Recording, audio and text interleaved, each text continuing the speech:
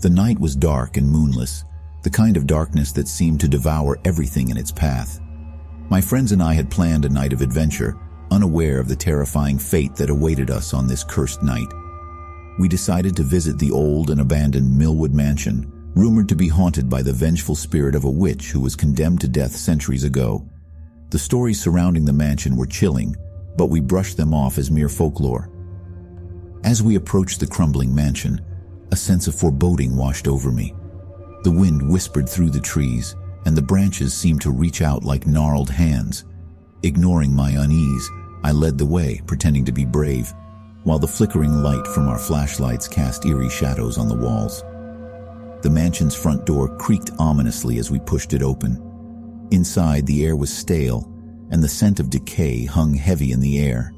Dust-covered furniture and cobwebs adorned every corner, and the walls were adorned with faded portraits of somber-looking figures.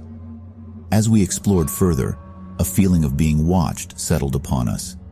Each creak of the floorboards and rustle of the curtains sent a chill down my spine. My friends, too, were growing increasingly uneasy, but we were determined to prove our courage to one another. In the depths of the mansion, we stumbled upon a hidden room. Its walls were etched with strange symbols and runes. A feeling of malevolence permeated the air, and an inexplicable coldness enveloped us. Unbeknownst to us, we had unknowingly stepped into the witch's sanctum. A sense of dread washed over me as I noticed an old, tattered book lying on an ancient pedestal in the center of the room.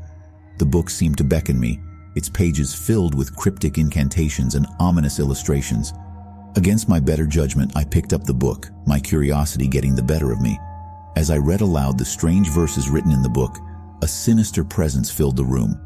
A gust of wind blew through the open windows, extinguishing our flashlights, plunging us into darkness.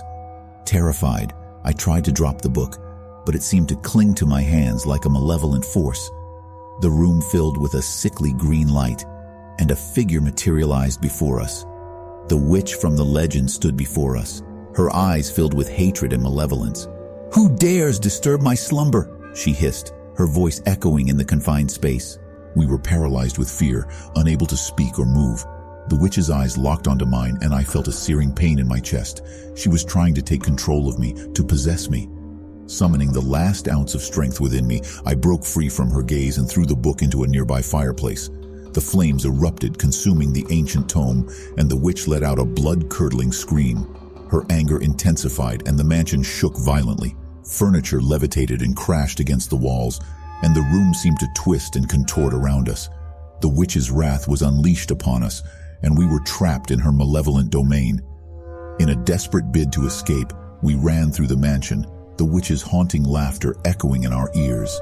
The walls seemed to close in on us, and the floors shifted beneath our feet. It was as if the mansion itself was alive and trying to keep us imprisoned within its cursed walls. Finally, after what felt like an eternity, we burst through the front door, gasping for breath.